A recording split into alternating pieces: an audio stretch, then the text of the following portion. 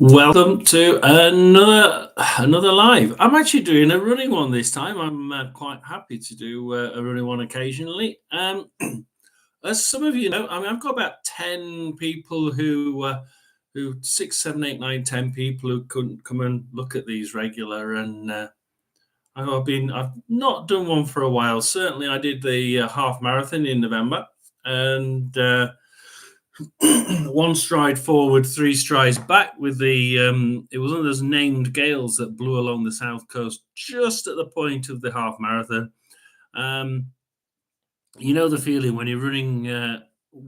What would we be running? We'd be running against the wind, into the wind, and you go into a bush shelter. You run past a bush shelter, and the bush shelter takes the wind off you, and you suddenly jump forward, and then you get past the other side of the bush shelter, and suddenly you're blown back several feet, and you hope to God you don't run into someone who was behind you. And it was hilarious, but quite yeah, quite difficult.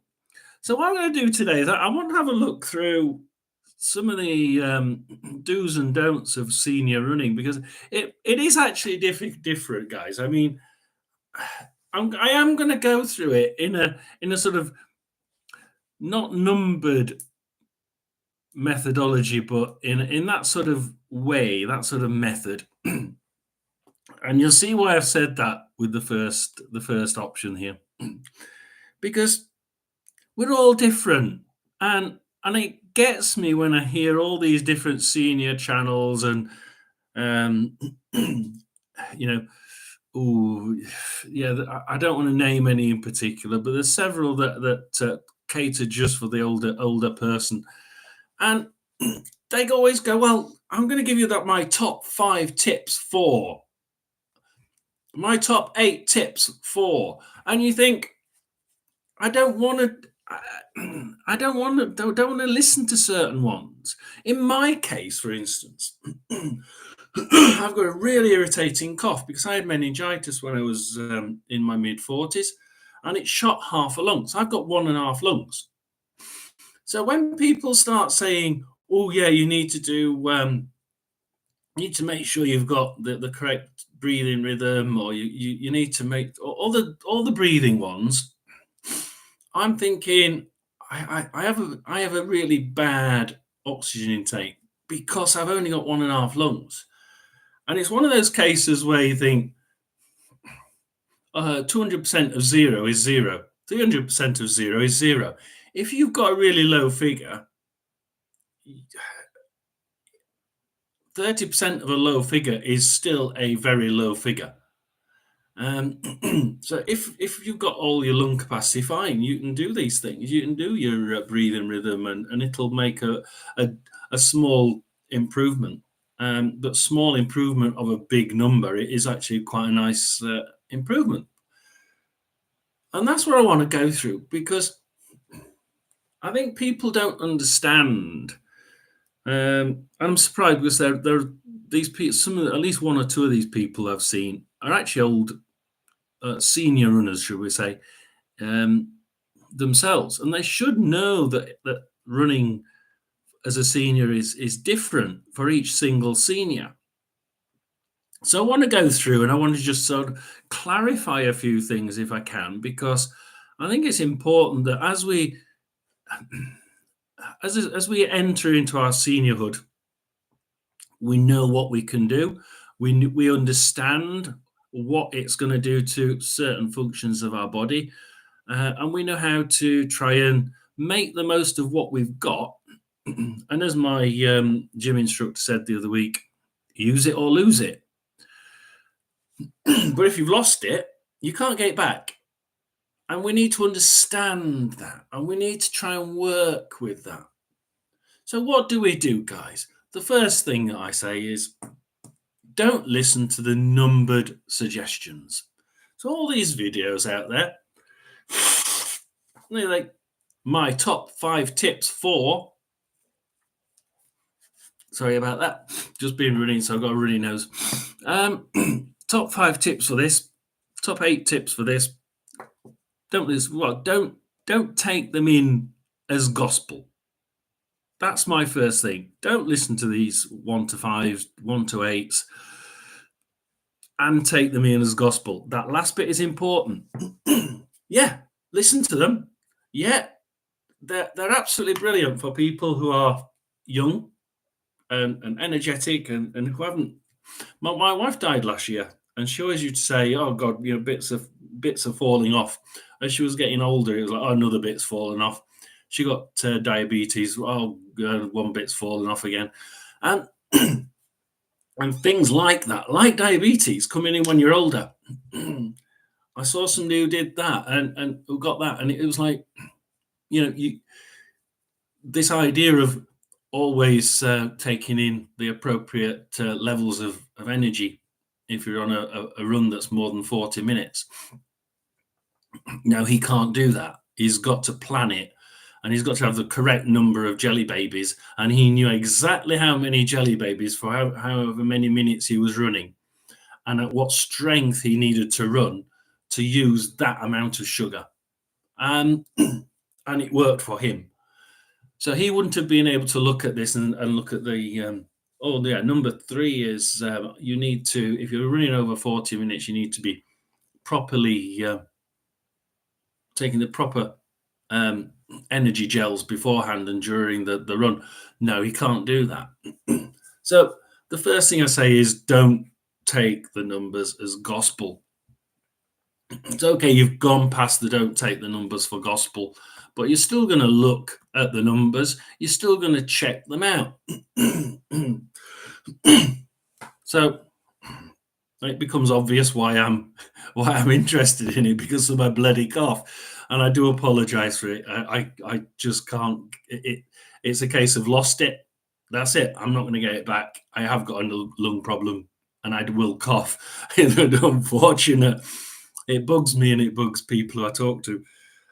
But I enjoy doing these, so I'm going to carry on. The first thing I say is, if you're running, I don't think it matters if you're an old person who's been running, a senior person who's been running for a long time, or a senior person who's just getting out there. Baselines are absolutely critical. I think baselining where you are at least once a year, perhaps right at the beginning of what you want to term as your season, do a baseline. Have a quick baseline. If you can have a baseline where you always do the same sort of run, and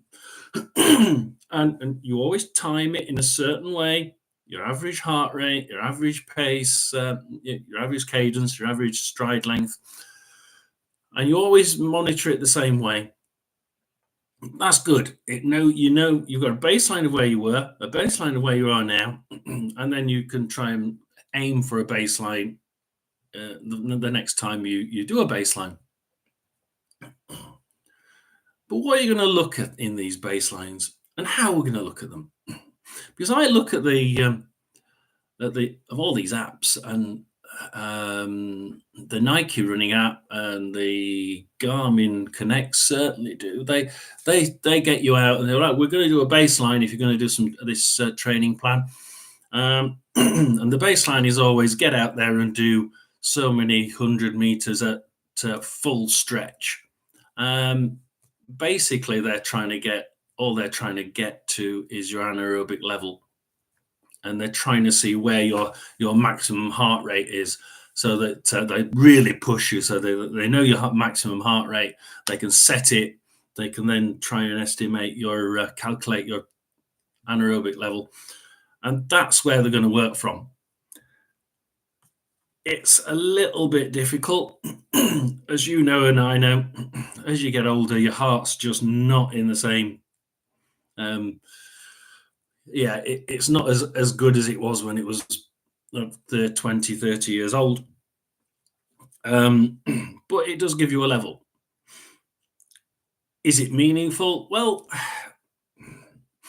I think there's better ways of doing it. And yeah, it's important to know your anaerobic level. Don't get me wrong. I think everybody should know roughly where it is that they start to produce all that lactic acid.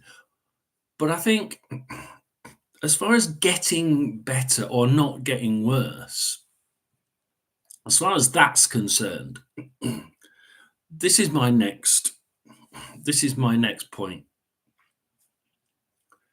You all have a level where you can set off and you can probably go at that level for God knows how many miles. Yeah, I have no doubt that everybody who listens to this, and hopefully more than half a dozen will listen to it, when you'll have a level, even if it's 10 minutes per mile, 12 minutes per mile, even if it's walking at 14 minutes per mile, you have a level that you could probably go at for 26 miles without thinking, oh, let's just have a rest.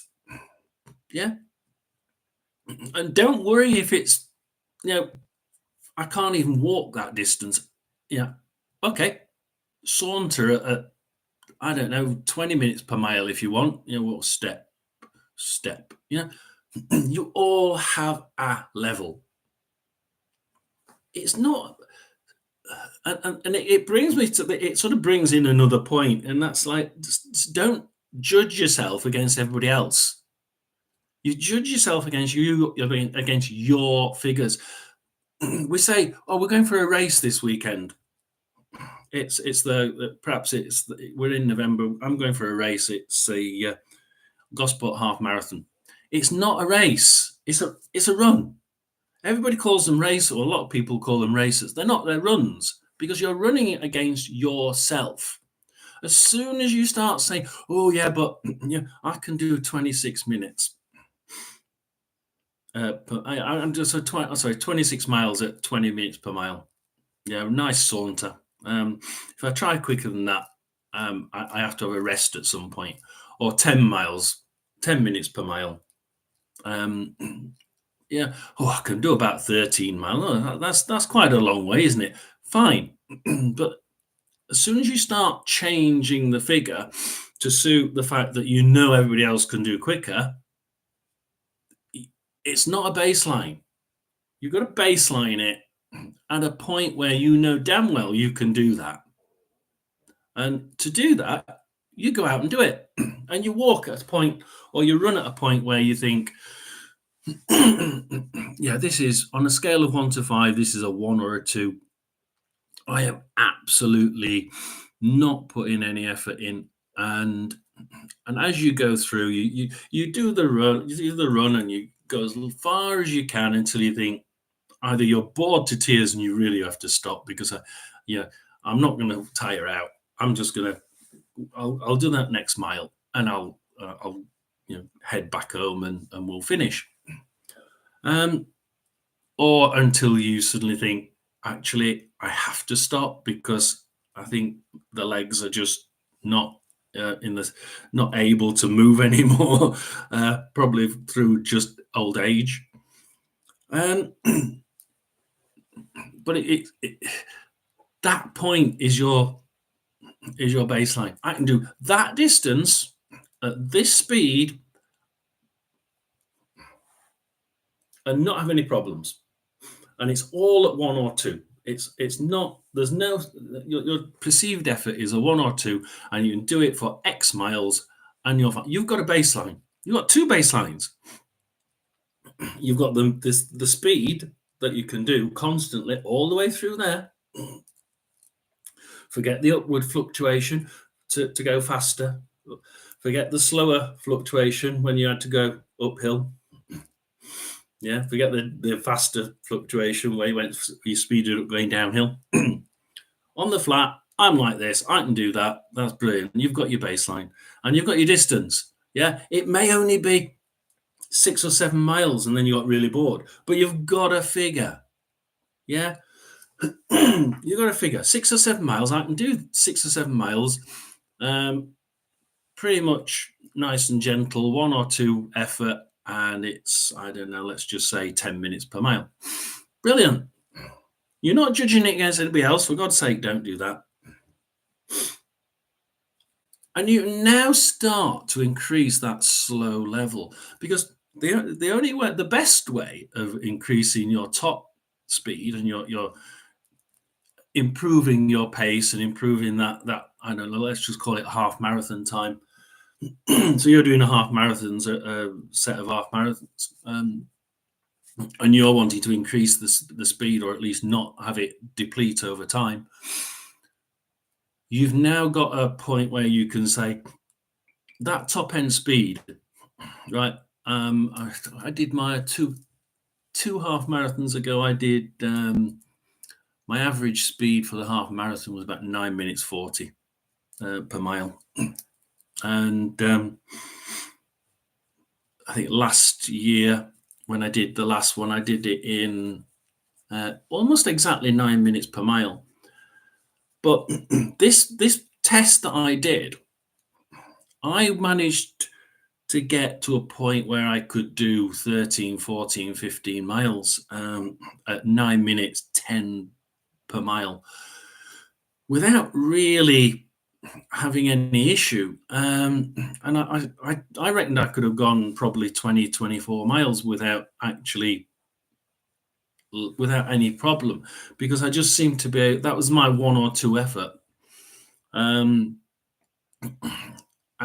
it had obviously increased. So my slow pace, my slow easy pace at 1 or 2 would have been 2 years ago, but when I did really badly at the half marathon, would have probably been nearer to 10 minutes 10 per mile. I know it would, because I remember doing the runs, and thinking, God, I always go above 10 minutes per mile at some point. So it probably was about 10 minutes 10 minutes 15 per mile. A year later, it's 9 minutes 10. And hopefully, I am getting older. It should stop and start going the other way. But I'm hoping to God that I'm 59 this year. Hopefully, I can actually get a little bit quicker. And that 9 minutes 10 this year by November, will be 8 minutes 45, 8 minutes 30.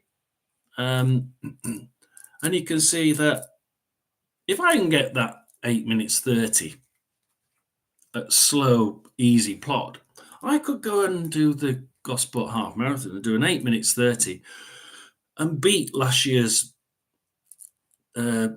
time of 9 minutes per mile, because 9 minutes per mile is slower than my my slow pace.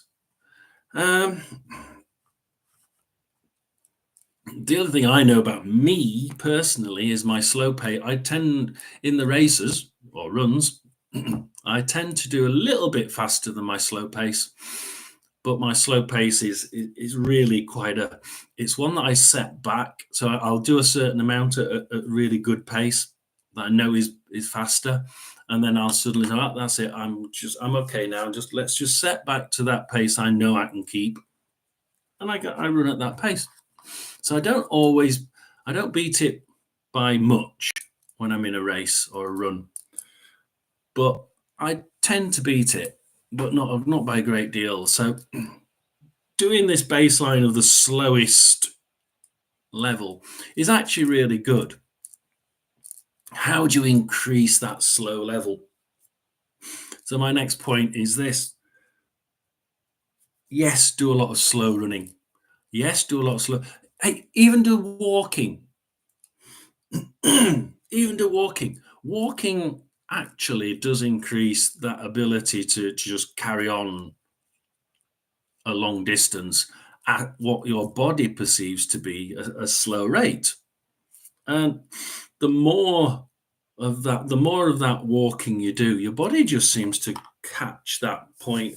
It seems to just, or with me, it seemed to be able to just think, well, I'm used to doing this. The heart's not going to be pumping yet, because it knows it can keep up with that pace. And then you naturally start doing a little bit quicker. Try not to make too much of an effort to push that forward, but do lots of nice, gentle, slow running, slow walk, or fast walking, slow running. And don't worry if your slow pace is 10 minutes per mile, and you realize by looking at your watch that it's you're doing 11 minutes per mile. No, doesn't matter. It's the distance that matters, right? So try and increase that. So you had a 10 minutes per mile baseline over 5 miles, yeah, and you thought, yeah, I just gave up because I was bored. Try making it 11 minutes per mile over 5, 6, 7, 8, 9 miles. Try and increase the distance. And then once you've got the distance, the next time you can try and make it 10 minutes per mile over 7, 8, 9 miles. You're trying to increase the distance and that you're going and the slow pace, trying to just increase that, nudge that forward at the same time. Try not to do it together.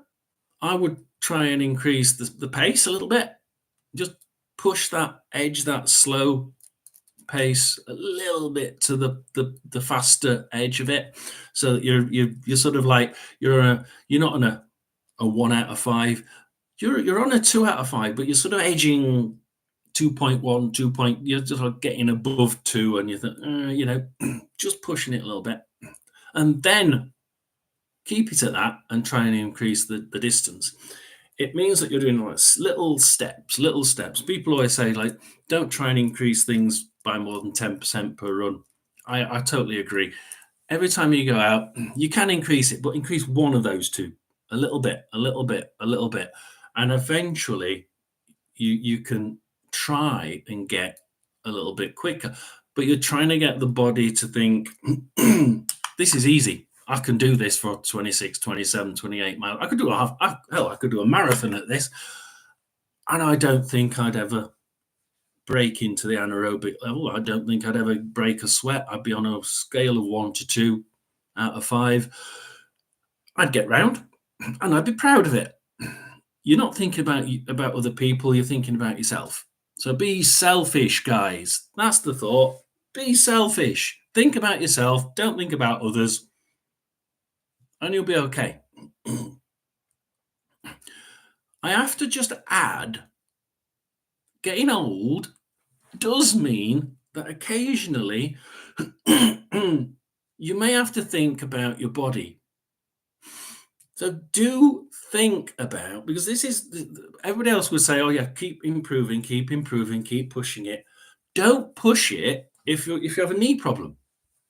Yeah, if you have a knee problem, go ask the doctor, will running do more harm to my knees than it will good? And they may say, well, a little bit is okay, but I wouldn't push it too much. If they say, hell no, don't run, then you have to think about that, because you could end up with no legs at all and be in a wheelchair. But the worst thing, the thing that you've got to really think about, I think, is if they say, yeah, it could do damage, but don't do it too much. So people like that, you need to be able to think, okay, what is pushing it too much? And those people have to try and at least keep it the same. So the doctor says that you can't improve, you can't push it too hard. Go out, do some running, and try and keep it at a 1 or 2. You shouldn't be pushing it. So pushing it is a 3 out of 5, where you're really edging that you're really nudging the anaerobic level, where your body's thinking, God, I need to burn some energy. So you have to get just to that point where you're at is where you really need to stay. And now it's the case of looking at your body, looking at what the doctor said, and saying, I need to at least try and keep where I am. The risk, and I'm a risk manager, the risk to me is right on the balance. If I keep it as I am, I could push a tiny bit, but then the risks are going up. And you've got to work out, what risks do you want to take to be in a wheelchair? And the problem is, you're probably going to say, bugger that, I'm not going to run again. I know one of my relatives did that. I'm not running again. The risks are too high. Or you might think, well, I'm willing to take a little bit of a risk and just edge a 2 out of 5, perhaps a little bit more. If I can just increase 1%, 2% perhaps.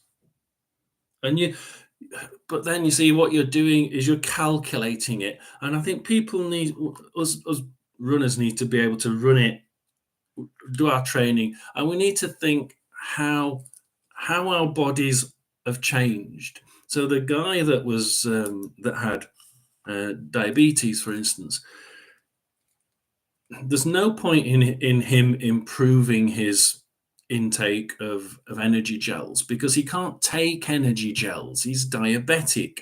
He needed to take a certain number of gels for the effort he was doing over a certain number of minutes. So you don't look at the numbers people are saying, my top 5 tips for getting a better runner, my top 8 tips for for improving your consistency.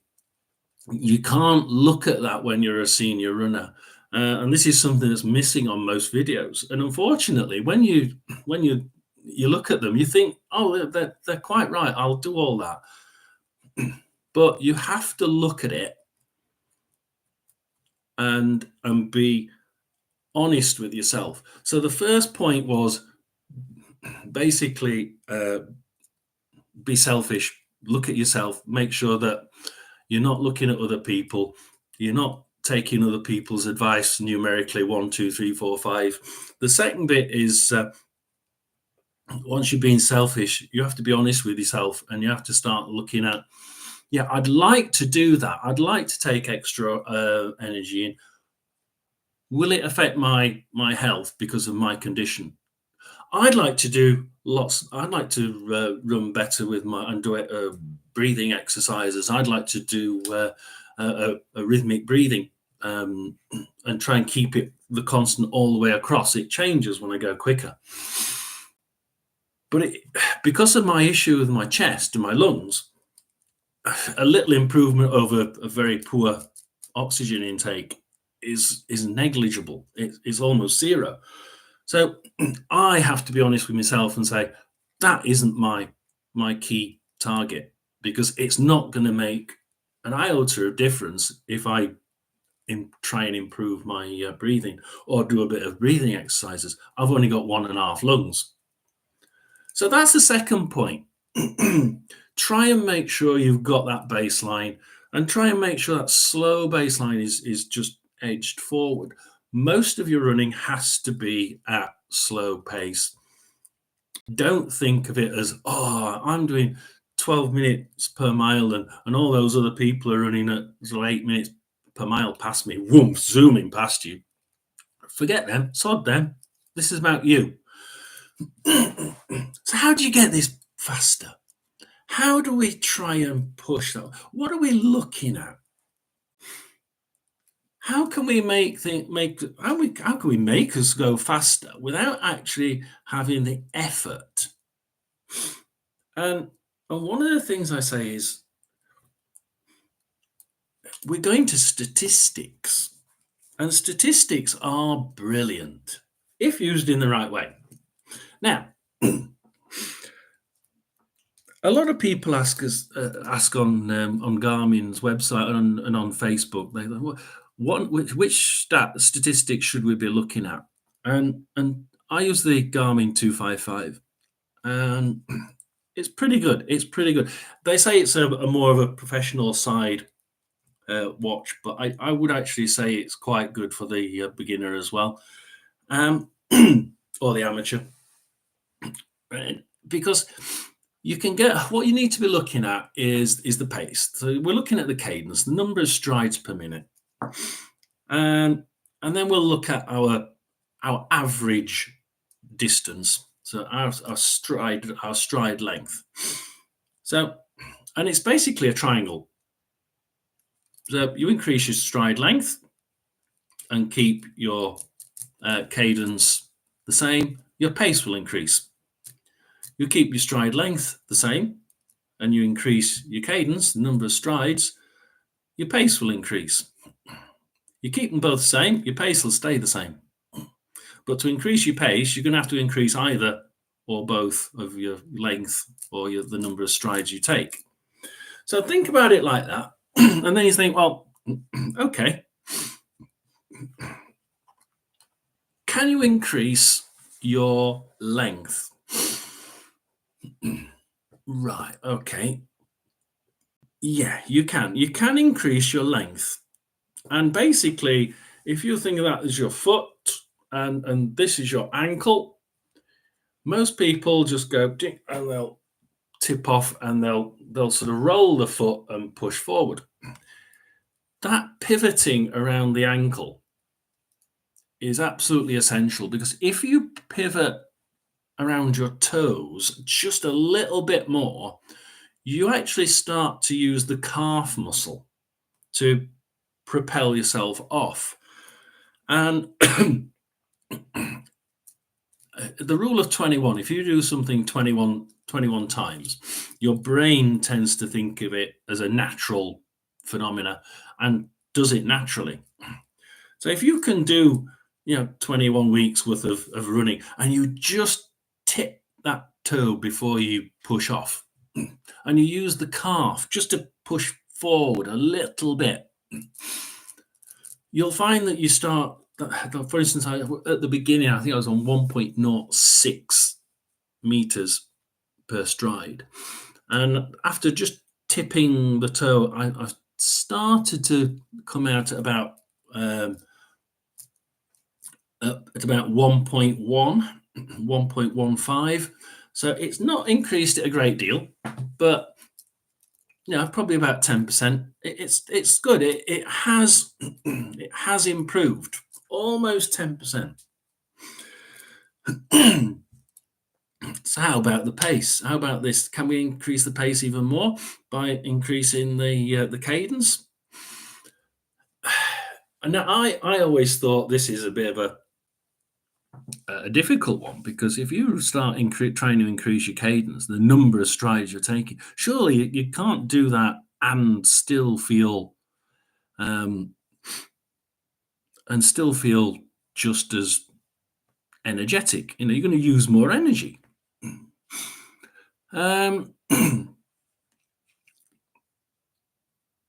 So at one point in the last year, I thought, let's forget the length. Let's forget the length for a minute. I've proven to myself that if I tip the toe, I can actually push further than what I would usually. Let's go back and just look at the cadence. And I remember doing a Garmin exercise where we're doing 20 seconds at 5 minutes, 20 seconds at 240 steps per minute, which is the Garmin watch is useless at doing 20 seconds at anything, because it takes about 5 seconds to update what the new figure is. By which time you've looked at your watch and you're halfway through the 20 seconds, so you can't adjust the pace. So you start sort of like thinking in seconds, 1, 2, 3, 4, 1, 2, 3, 4, 1, 2, 3, 4, and then trying to get it second by second. And I realized I'm doing 5 minutes. I think it was about 5 minutes 10 per mile only for 20 seconds. And I'm thinking, bloody hell, that's quick. And I'd done it really easily. And the way I'd done it, okay, I'm not bothered about the distance. I'm just bothered about improving my natural speed. My natural pace, my natural speed of not my natural pace, my natural speed of how fast I put the feet down. And so I'd done shorter, faster steps, and concentrating on a smaller, faster step, I managed to do, I think it was about 0.9 of a meter. So I've not really reduced it that much from my normal 1.06. Obviously not tiptoeing, not pushing off the tips of the toe and using the calf, because I was thoroughly thinking about stepping really quickly. And I'm on 5 minutes per mile, nearly 5 minutes per mile. I did 4.8 at one point. And I'm thinking, hell, if you could do that for like an hour, God, if you could do that for an hour and a half, you'd be nearly finished you'd have finished the half marathon. Which of course is impossible. I mean, you'd tire yourself out before you get there. But the effort wasn't massively great. And I put that effort down at about a 3. I really didn't push it. It was only when I got to like 4.8 minutes per mile for that 20 seconds that I was saying, well, yeah, I'm probably on a 4 out of 5. I'm certainly not gasping for air at the end. I'm not sprinting. I'm concentrating on the steps. So it is possible to do a lot of good by increasing the number of steps per minute. And that number of steps per minute is the next and last point I'd bring up. You need to be able to increase that steps per minute, or steps per second, whichever one you want to go by. There, I'm trying to do 4 steps per second, 240 per minute. And do it in a way that you feel really confident that, 20 seconds, I could probably do that for a minute, 2 minutes. It really did feel quite sustainable. Not for, it was a 3 out of 5, so it's not sustainable forever, but it was sustainable for a pretty long time. And you suddenly realize that your mile goal, the number of minutes per mile, your 1 mile record, it could be blasted out of this earth if you could do that for 5 minutes on the flat, most likely. But if you could do that for 5 minutes on the flat, there's no reason why you can't do a damn good time. And I did it there's a corner just outside here, and it's a quarter of a mile. And I realized I was starting at 5 minutes 5 per mile.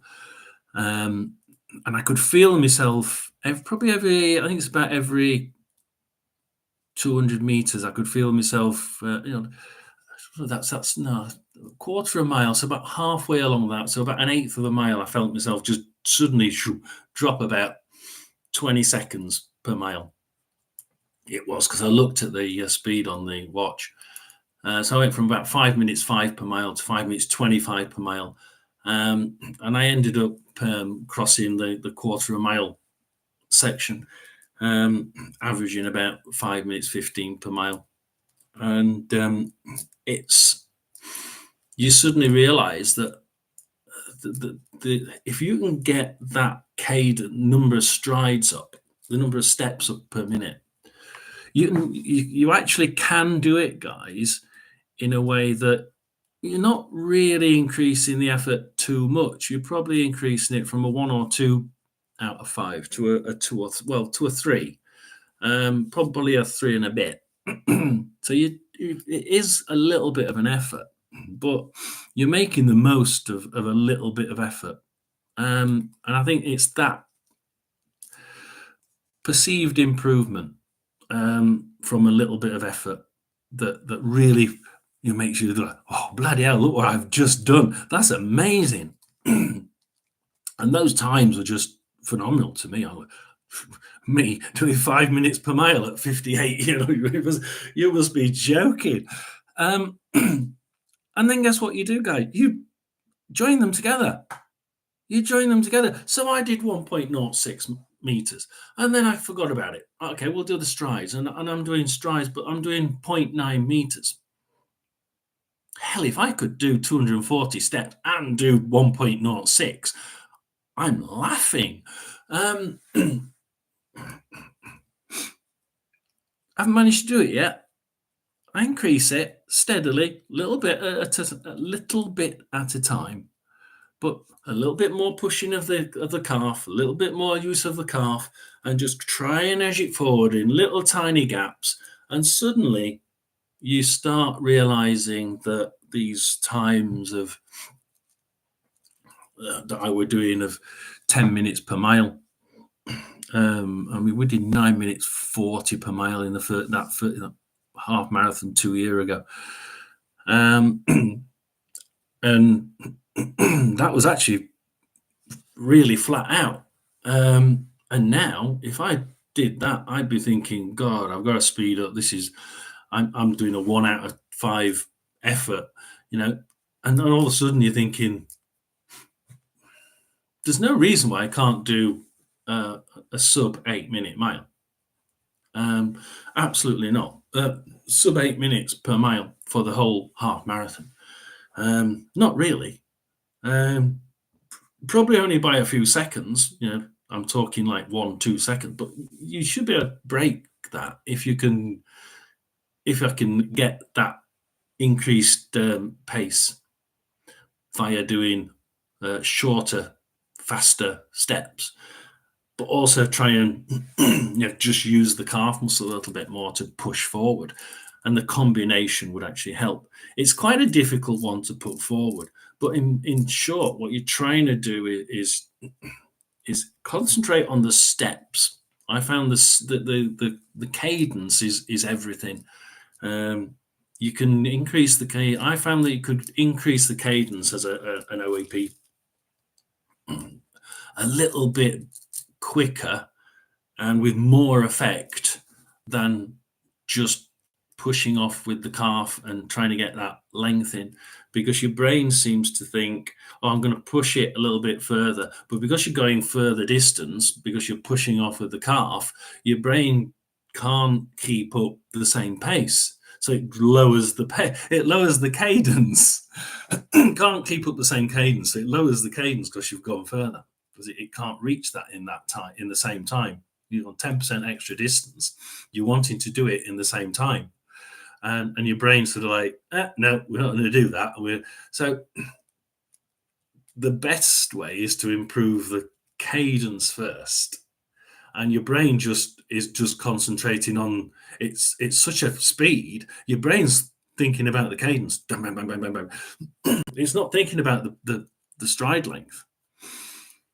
That comes naturally, and there's a minimum that it hits, and you're not going to go less than that. So you can go faster, and at a certain short stride, you're not going to shorten it. Your brain won't shorten it because that's not economic for your size legs. So there becomes a point where you're always going to get quicker, and your brain's not going to shorten the stride, because that's not what your body's tuned to. So cadence first, then you can try and increase the length a little bit, and you should find you start using less energy than you think to increase that performance by a lot more than you would expect. So that's how you're going to do it, and we're going to try and make sure. What you have to do is you have to try and make sure that you're really pushing that just you. Forget the numbers, forget other people. Then you're going to look at how you're going to do it. Let's baseline it. Let's make sure that we know our baseline cadence, we know our baseline length, and we're trying to plot it, guys. Over each run, you know what your slowest run is for God knows how many miles. You know how many miles you can do before you get bored and think, oh, sod it, I'm not going to do it anymore. And you're going to try and increase it. Increase the length. Speed up that bottom end. and to increase your abilities so that you're naturally able to do faster. Just occasionally add one of these these more, we're not going to call them speed runs. Yeah, these other people will call them speed runs. I don't call them speed runs. I call them attempts at increasing the cadence, attempts at increasing the stride length. And we're going to do that methodically, stride length or cadence, in a way that you can nudge it forward. Garmin Connect does that. It does cadence style exercises, just concentrating on what your cadence needs to be for certain amount of time, rest, certain amount of time, rest. So that's what I like about the Garmin app and the Garmin training. It does do just the cadence. And it has ones where you're trying to increase the pace, so you naturally try and increase the length of your stride, or you're able to try and keep up with the speed. So I like the Garmin for that. That does help me get that mix of, today we're going to try and increase the cadence. Today we're going to try and increase the length of our natural length of stride. And that's the thing, natural. You do it often enough, you'll increase your natural length. Probably over about 21 weeks, you should start seeing your brain think, yeah, I can do this. And it's natural. So I naturally do a quicker run. I naturally do a faster step. I naturally do a longer stride. And the point from that is, the next time you do your baseline, you're doing it through your head. So you're doing it through your head, and you're saying, right, okay, so let's say we'll do a baseline in 6 months' time. You should find out that because you're doing it purely on effort. My perceived effort at the minute is between a 1 and a 2. It's just nice and gentle. You get back, and you should actually realize that your brain's already speeded up the cadence.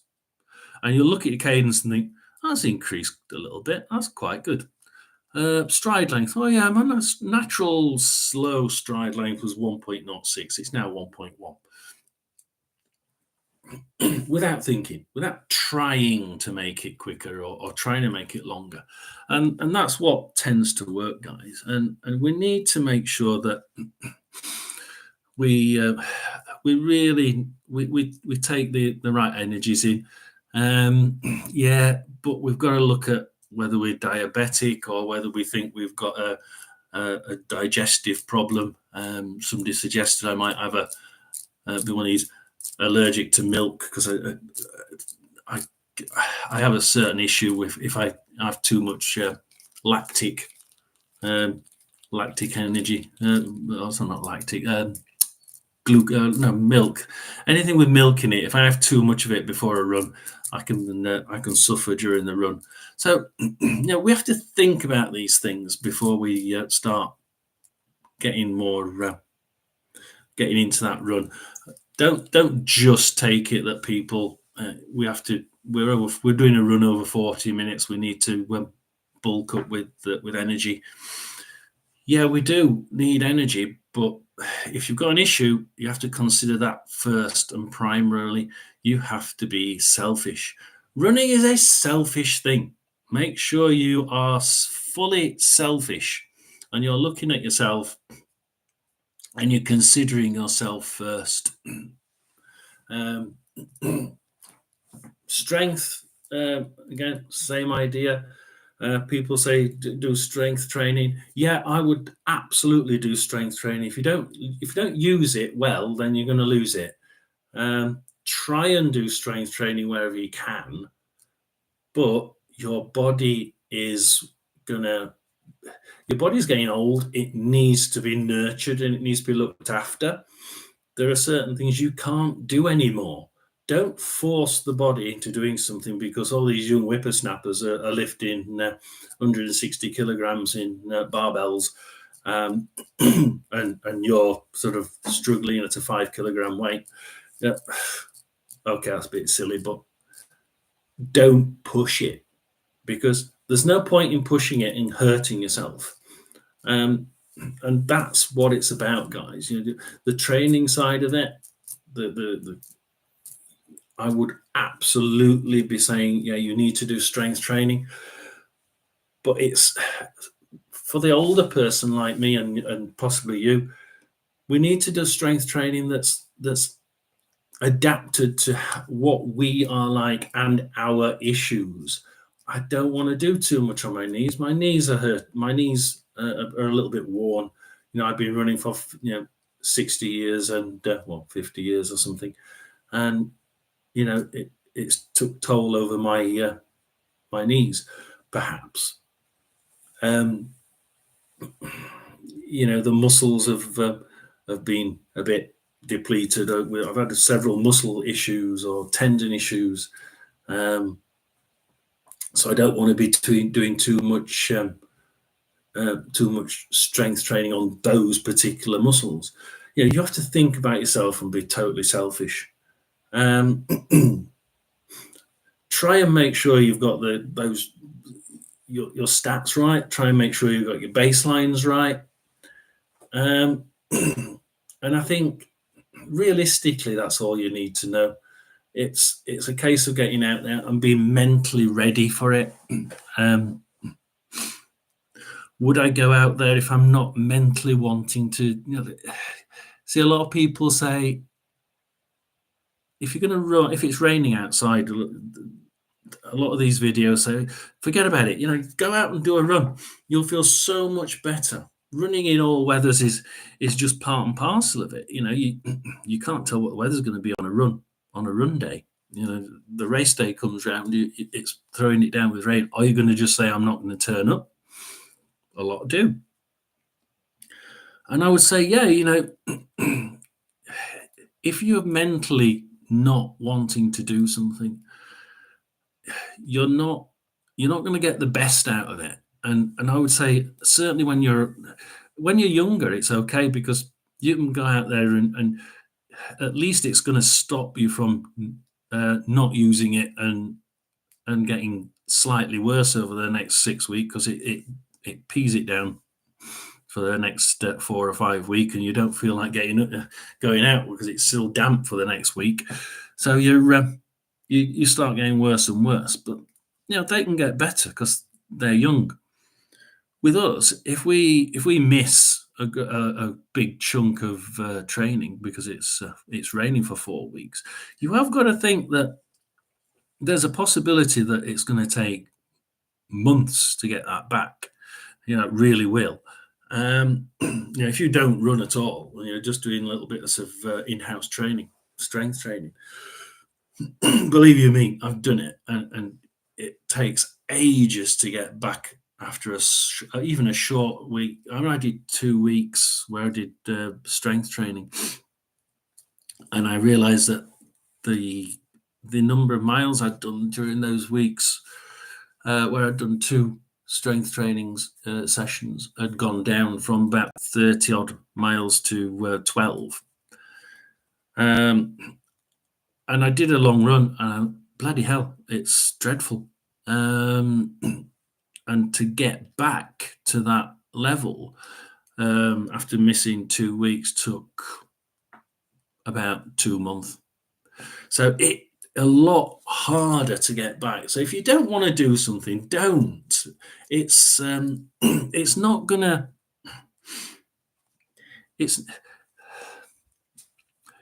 I'm trying to think of how the best way of saying it. That extra two months to get back, does it matter? Who am I kidding? I'm not trying to race other people. You don't want to hurt yourself. You don't want to go out there and get ill. So with me, I'm not going to go out there, because if I go out there, I'm getting old. I haven't got the same immune system as these young kids. You go out there when it's peeing it down because you have to and you don't want to. You come back with a cold and you're laid up for 2 weeks.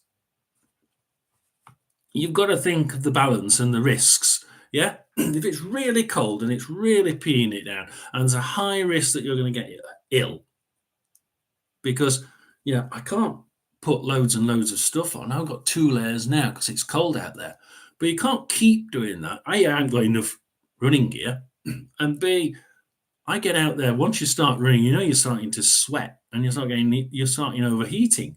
Although your head's wet because it's peeing it down, and you're thinking your body just can't handle it. You end up getting a cold because the temperature difference between the head and the body. And you've caused yourself more harm. So I would always say, if you don't want to do something, just think about it. It's okay not to do it. It's okay not to do it. But you're only not doing it because the risks are high.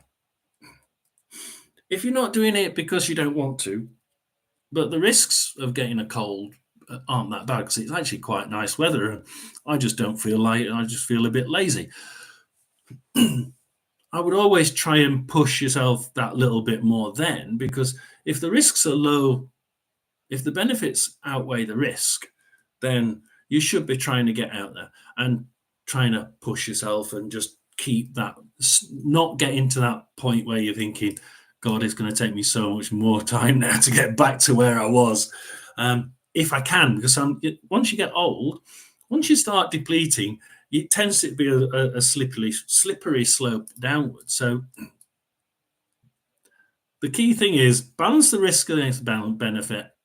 The benefit of me getting out there today is the fact that I'll be able to keep fit, and I won't lose too much of that ability that I've got at the minute.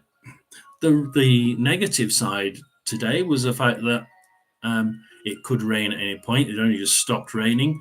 If it does start raining while I'm running, I'm prone to getting a cold and being out for 2 weeks. So I have to watch running in rain. So again, thinking about myself, thinking the benefits of this, for me, the risks of running in that rainstorm are too great. I'm not going to do that. So while it's just sunny as it is now, get out there, do a quick run, come back out back into the inside, and I've done it, and I've managed to keep my levels at a certain point. Dress for the occasion. Yeah. Always dress for the occasion. It makes you feel good. Dressing right, having the right gear. Don't start looking at trainers and they've got a hole in, but I'll run. No, a new pair of trainers actually makes you feel so good. Don't use new stuff. That goes without saying. Please don't use new stuff and then go for a long run, or buy something new on race day and then run with it. Oh no! I saw it was a relative. He did a half marathon, and he got some new shoes the day before, and I think he'd forgotten to bring his shoes, so he had to buy. He bought some shoes while he was. He travelled to quite a distance, and he bought some running shoes because he'd forgotten them, and bloodied. His feet were blood. It was just a pool of blood when he finished. He still finished ahead of me, but he's younger. But his feet were full of blood. Don't do it. Just don't do it, and try. Your bodies are are easier broken as well. So the thought about eating, try everything. That point of trying everything before race day is absolutely critical, because if something doesn't suit you and you suddenly end up going to the loo every 2 minutes because that really didn't do you very well, you don't want to have tried that first on race day and then where's the loo, right? Yeah. Not going to work, and it's not going to be good, and you're not going to feel well. You're not going to feel that you've done your best. And as you know, we're trying to at least keep level, guys. Try and improve if we can, but we're trying to keep level. I think last of all, I'm just going to say, because I forgot what I was going to say last, but last of all, I'm going to say this: when you're running and you're listening to all these people spout about, when you get older, you lose a certain amount of top speed, and you lose a certain amount of body muscle mass, and you will go slower. The problem is we don't use most of our muscles unless we're a professional, which most of us aren't, and everyone who listens to this won't be professionals. If you're running as a lower level person like me, you're gonna listen to these people and oh god, I'm gonna get that's my topic. I can't think about going faster. I've just got to try and keep level. Bugger that. There was a person in last year, and it was on one of the running channels. He'd just done, like, last 2013. This sort of 75-year-old bloke did a marathon in under 3 hours, and I'm thinking, bloody hell, that's that's like 30 minutes. It's about 30 or 40 minutes quicker than slower than my half marathon, and he'd done a marathon in it. And he'd not been running. He'd only recently-ish been running, so you can use if you can use what you've got to its optimum. The sky's the limit. There really is. You can become one of the best of your age group, and you have to believe it. And I think it's only that belief and dressing up for the part and mentally getting that thought that yes, I can do it, that's going to take you to that next level. Don't listen to the ones that say, yeah, but you're 70 years old or 80. You can't possibly get quicker than you. You can try and keep the same level, but you're not going to get any quicker, not at your age.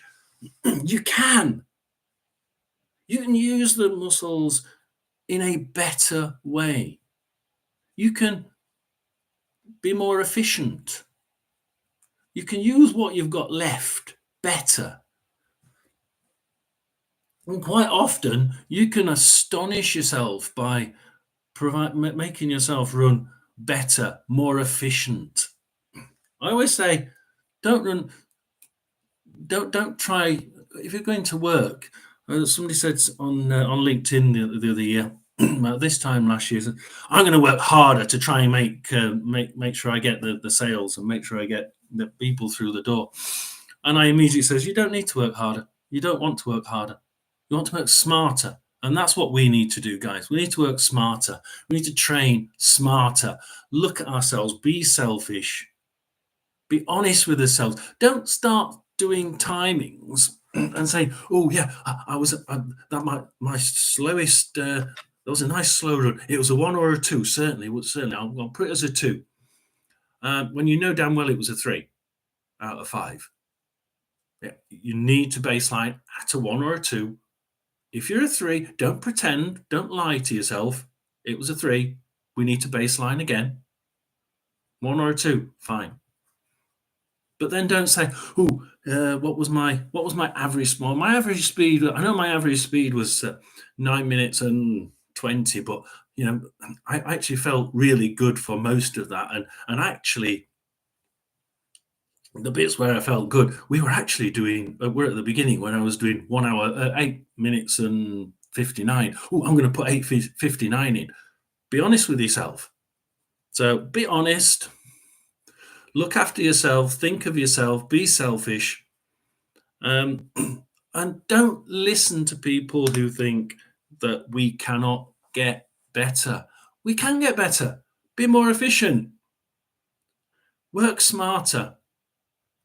And I'd love to see people who do visit. So I do get a few. Just comment on how you've improved your efficiencies and by working smarter, by training smarter. And I'd love to hear your views. Been an hour, exactly what I was hoping for. I hope the people who do listen and keep coming on. If you haven't liked and subscribed, please do like and subscribe. It does help people see the thing in the first place. And I know I keep getting the same people coming on, but please do like and subscribe. It does help me to get round a few more people. And if you want me to look at certain aspects of Garmin 255 or Garmin Connect app, please ask and I will do. Thank you. Over and out from John.